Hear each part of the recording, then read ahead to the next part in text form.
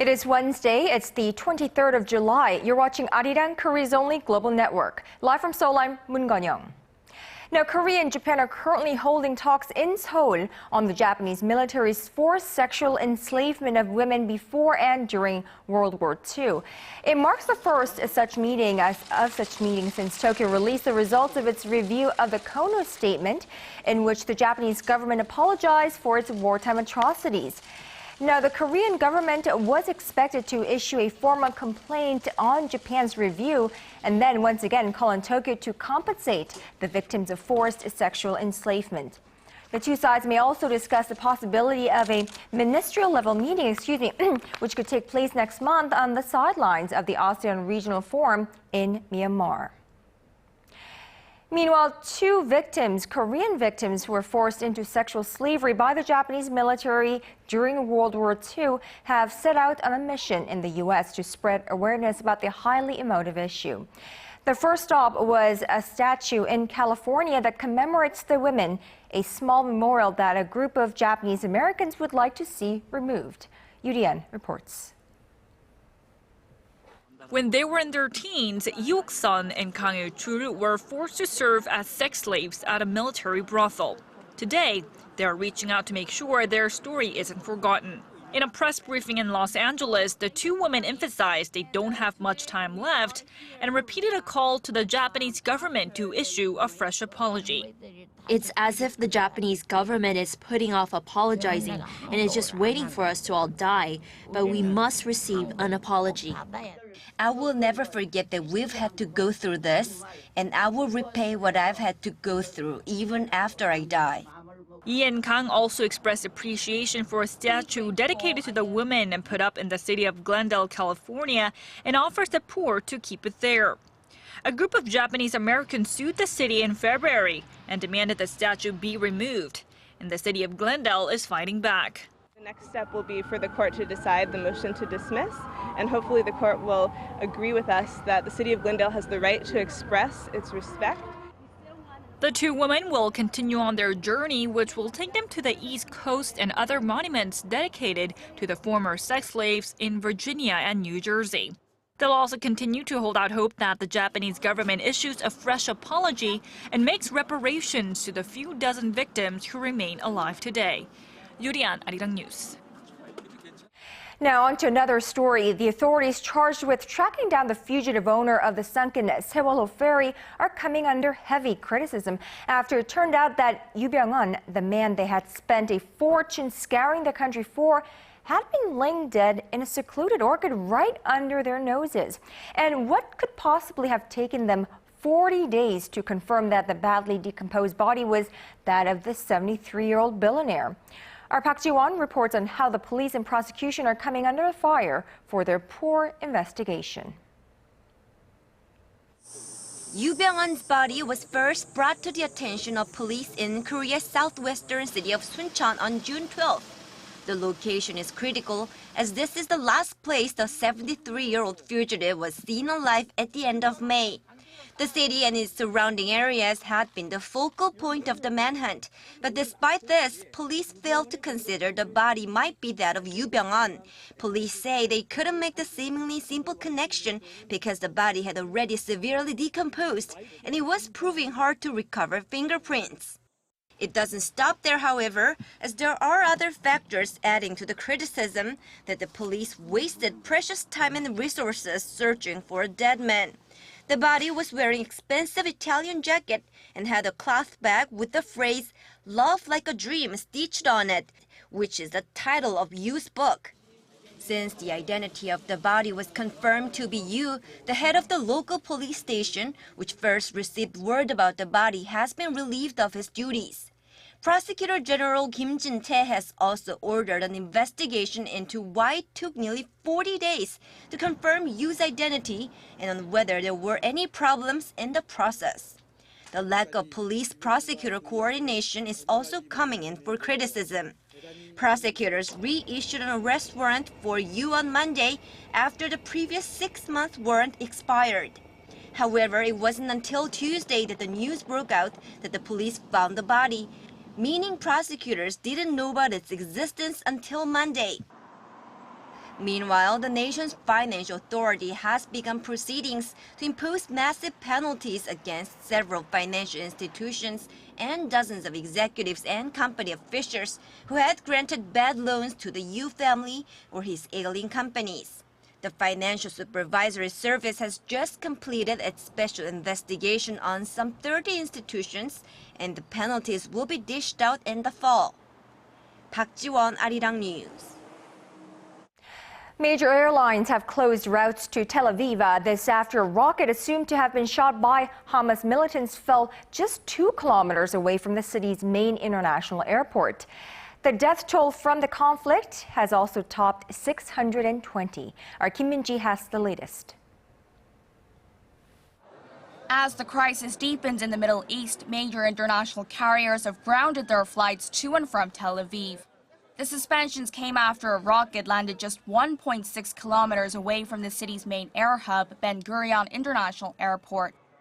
The U.S. Federal Aviation Administration has banned all American airliners from flying in or out of Tel Aviv for at least 24 hours beginning Tuesday, and European aviation regulators strongly recommended a similar suspension. Israel claims the airport is safe, with Israeli Prime Minister Benjamin Netanyahu calling U.S. Secretary of State John Kerry to ask him to help lift the flight ban. But a White House official said later that the government is not in the position to overrule the FAA. Meanwhile, the conflict has now entered its 3rd week, with the death toll topping 620, a total that includes at least 100 Palestinian children.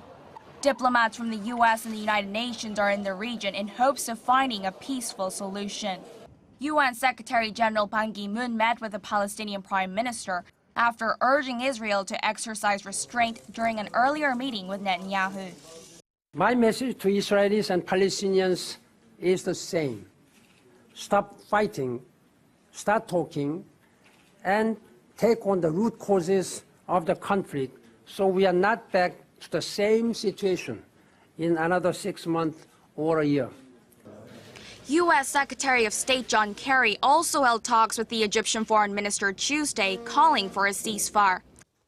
The conflict is being referred to as David and Goliath, with Israeli casualties only about 1/20th that of Palestinians. Despite international efforts, Israel has signaled that it's in no hurry to call a truce. Kim Min-ji, ARIRANG News.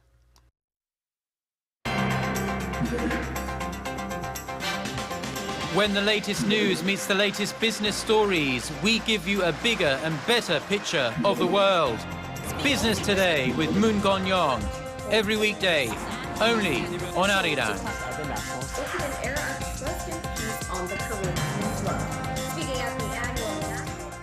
Now, a strong warning out of the finance ministry. Should the Korean economy stay the course, it could face a situation similar to Japan's 20 years of lost growth. Well, that's according to Finance Minister Choi Kyung-hwan earlier this morning, stressing the need for bold and aggressive monetary policy. In the first meeting between the government and the ruling party since his appointment earlier this month, Choi raised concerns about the combination of this economy's slowed growth, mounting household debt, and aging population. Now, he pledged to introduce measures to address these challenges and called for parliamentary support in approving a series of economy-related bills which are stuck in the National Assembly.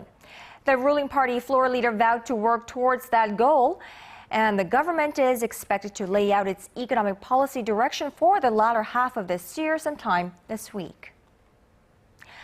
And Koreans remain rather bearish about the economy looking ahead to the second half of this year. In a consumer confidence conducted by research firm Nielsen on 60 different countries, Korea scored a 53 out of 100. Now, a score above 100 shows optimism and positivity in the areas of jobs, personal finances, and spending intentions. Japan had a score of 73 and China 111. The country with the highest consumer confidence level was India at 128. And again, another concern for this economy, Korea's labor market is aging and aging fast. According to Statistics Korea, the number of workers aged 60 and over stood at 3.6 million in the second quarter, which is up more than 5.5% from a year earlier. It's also 29,000 higher than the number of workers in their 20s.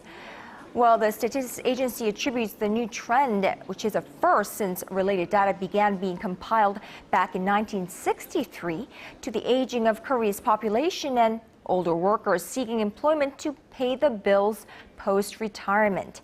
It's a trend that also extends to different age brackets. The number of workers in their 50s surpassed those in their 30s in the first quarter of this year. So, software it is. The Korean government will soon make software education a mandatory subject in schools. The Education Ministry says the change will take effect for students entering middle schools next year, followed by elementary schools in 2017 and then high schools in 2018. Well, the measure was part of a report to the president today that set a goal of making Korea a software-centered nation. Now, in that report, the Science and Industry Ministries vowed to customize support for different industries that merge with software, while the Culture Ministry pledged to bring down the nation's piracy rate. And earlier today, President Park visited an industrial complex south of Seoul where she emphasized the need for Korea to increase its competitiveness in the software field. A growing number of Korean exporters are choosing not to sell in the Japanese currency. Now, this is according to the Bank of Korea today. The proportion of export companies that receive their payments in the yen was at 3.1% in the second quarter this year. That is the lowest level since 1992 when data first started being collected. The proportion has been on a steady decline since 2005 when the figure topped out at 5%. Now, since then, the Japanese yen has been weakening and export companies have been shying away. And it looks like rather than the yen, it will be the rise of the Chinese yuan. Korea's Shinhan Bank and the Industrial and Commercial Bank of China began directly trading their local currencies this week, which is a very significant first step towards establishing a broader won-yuan direct trading market. Our Kim Ji-yeon tells us how this is expected to benefit traders on both sides of the West Sea. Just an hour car ride away from the capital city of Seoul, there's a factory in the city of Gumpo owned by KCC Incorporated, a machine manufacturer based in Korea. This factory agreed to deliver its products to its Chinese partners worth more than $1.4 million in the coming months. We want to start paying in the yuan when we do business in China, since it will cut down our costs. But what we're concerned of, as a small and mid-sized company, is possible risk incurred due to a sudden fluctuation of the yuan. We have more information when trying to predict the value of the US dollar compared to that of the yuan. Only about 1% of Korean companies currently settle their trading bills with their Chinese partners using the Chinese currency. 027 Incorporated, a Korean clothing manufacturer for toddlers, is one of them. With sales of around $236 million last year and more than 200 stores across China, the company has been making payments in the yuan for the past 3 years. We currently save company payments by 1% every year by paying in the yuan. We asked our Korean subcontractors at the early stages of the contract to use the yuan and they agreed to it.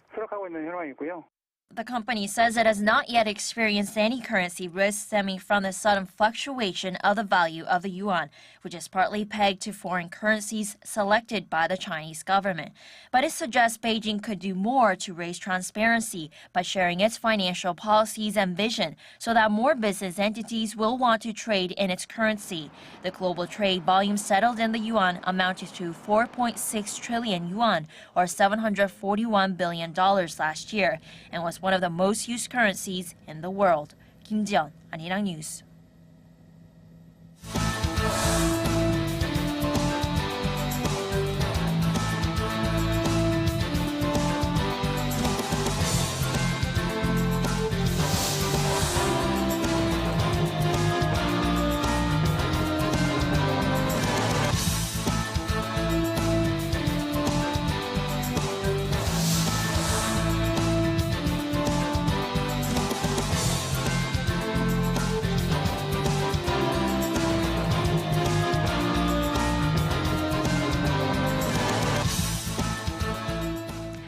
Well, it's a well-established fact that Korea is a heavily export-driven economy, and almost a quarter of its total exports go to a single country, China.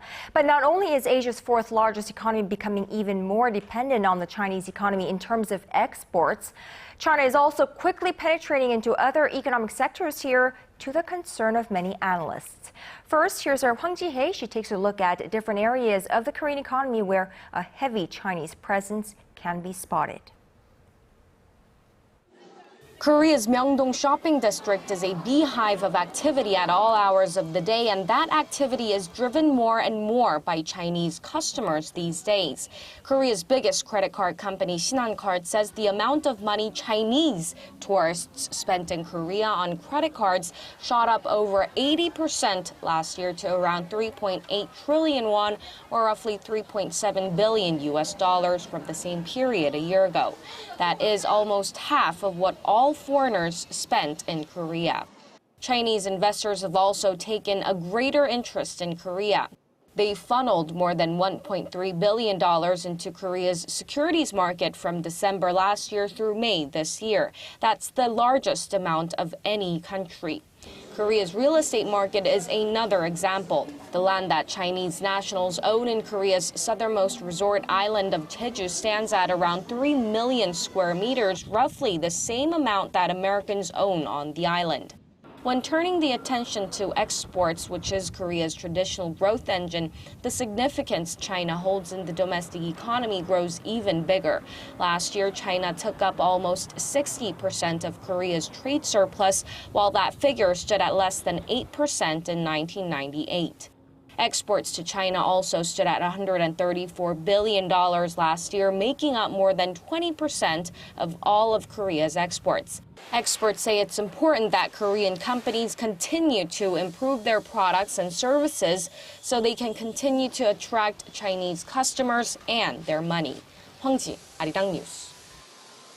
Well, economists here in Korea have been concerned over the economy's heavy reliance on a single market for some time, as Korea's export dependence on China keeps setting new all-time highs. But as our Hwang Ji-hye just reported, it's not only Korean exporters that are caught in this China dilemma, but the domestic economy as a whole, as it becomes increasingly vulnerable to the state of the Chinese economy. Let's take an in-depth look. Dr. Kim Byung-ju joins me live in the studio. Dr. Kim, so is the Korean economy too dependent on China? I mean, there is even a saying that when China sneezes, Korea catches a cold. Is that true? I mean, first off, in trade. Yeah, I think we have enough reason to say actually the dependence on China may be excessive by now. I remember during the 90s, early 90s or so, when Korean economy was very much dependent upon the U.S. economy. And I think the level we're reaching right here with regard to Chinese economy is almost close to, or even it could actually exceed the level that we used to see during the 90s. So indeed, it's causing a lot of concerns. As you can see on the screen, this is what has been already reported by Hwang Ji-hye. But the basically exports, 21.8% going to China. That's huge because Korea is such an export-driven economy, and having to export that much of the amount of exports to one country itself means high level of vulnerability indeed. Import side, of course, I don't think we are really importing essential strategic parts as much from China here, so that's not as much of a concern here. But however, the difference between exports and imports translates into this new picture that you're looking at right at this point, which is the trade surplus. And trade surplus side, the problem is very, very severe here. Back in 1998, only 7.7% of Korea's overall trade surplus was coming from the trade with China, but now it has grown within the last 15 years or so, has grown more than 7 times indeed, the relative size of it. That's more than half of the entire surplus of this country. Yeah, way more than half, right? They're getting close to 60%. Right. So, Korea depends a lot on the trade surplus for its, current account surplus. And so indeed, this is even more serious problem than what we saw just in a previous slide here.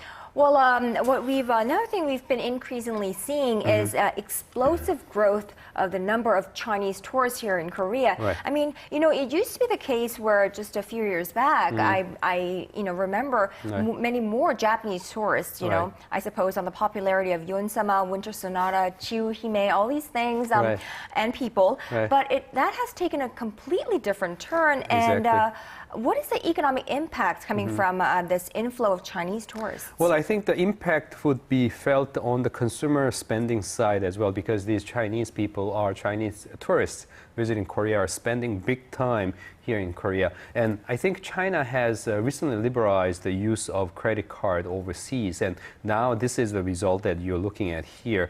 The charge total this year, I suppose, is like 3.8 trillion won so far. Chinese people using their credit cards here in this Korea, in this country of Korea, during the first 6 months, this year, which is like 82.7% up from the previous year. And of course, among all the foreigners using their credit card, Chinese, once again, they account for about half of this credit card spending here, which means a lot for Korea's department stores, big size discount stores, and many of the major players in the retail business. Chinese customers are very, very, very important. So indeed, for that side of the economy, main player. Right. So this would be a beneficial thing for the Korean economy. However, depending on one country, I suppose, if China experiences a low, a sluggish economy, then tourists will decline, right? I mean, China is a country where government could easily say, well, let's reduce our travel to Korea one day, and so that's the fear that we have. Right. Let's go back to the issue of trade surplus and relate that to currency. We had a report early on about soon we will be seeing a direct trade currency conversion between the Korean won and the Chinese renminbi. Now, and because of this large trade surplus from China that Korea is experiencing, do we see more of a concern? Yeah, indeed. Here it is. Let's bring up the graph that we used early on here. And because Korea's current account surplus is coming from so much from Korea's trade with China here, this is a cause of concern because Korea has the largest size of foreign exchange, and as I said, much of it is coming from the trade with China here. And if this foreign reserve coming from Chinese trade is will be kind of converted into not dollars, but kept here as a Chinese currency, renminbi. In that case, the Korea's dependence on Chinese currency itself increases. Will only grow. Right, only grow. So some people say, well, we have too much of US dollars, so we need the diversification. That's true. That is totally true. But if we diversify into like euros, yens, and yuans and all that, that combination would be good. But if we just convert big chunk of it into Chinese yuan, that's not exactly a good thing. So lack of balance, if you will. So that's another cause of concern on the financial sector side. Of course, we have a long story about, I think we dealt with this before, but in the financial sector, the stocks being bought by Chinese, the biggest net buying this year, and China fast becoming one of the major players. Chinese investors fast becoming some of the major players in Korea's stock market here. They are actually projecting by the end of this year, possibly China will become the 5th largest country of origin in terms of foreign investors investing in Korea's stock market. And they're saying within about 2-3 years, China could actually become the 2nd largest country of origin for stock investment here in Korea, right after the United States. So indeed, on the financial sector side, a lot of these dramatic developments that we have seen. All right, well, we're always running out of time, and again, we are today.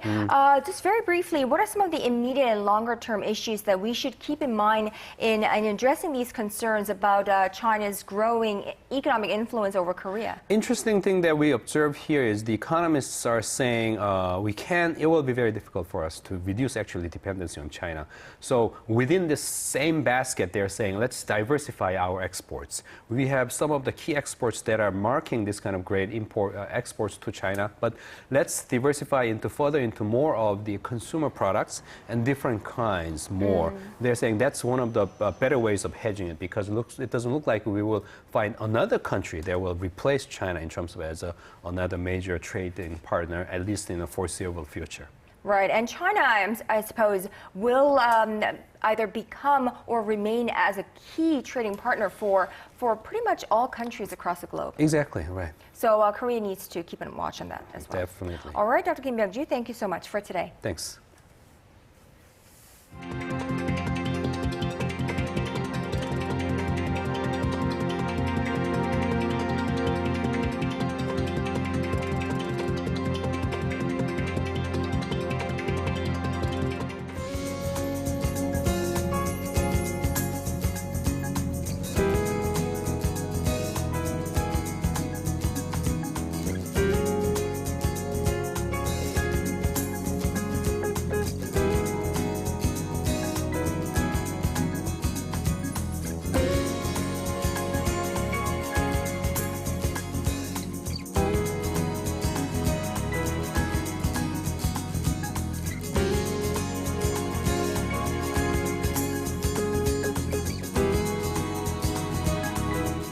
And that is your business today on this Wednesday. Thank you for watching, and do join us again at 6 p.m. Korea time on Early Edition at 6.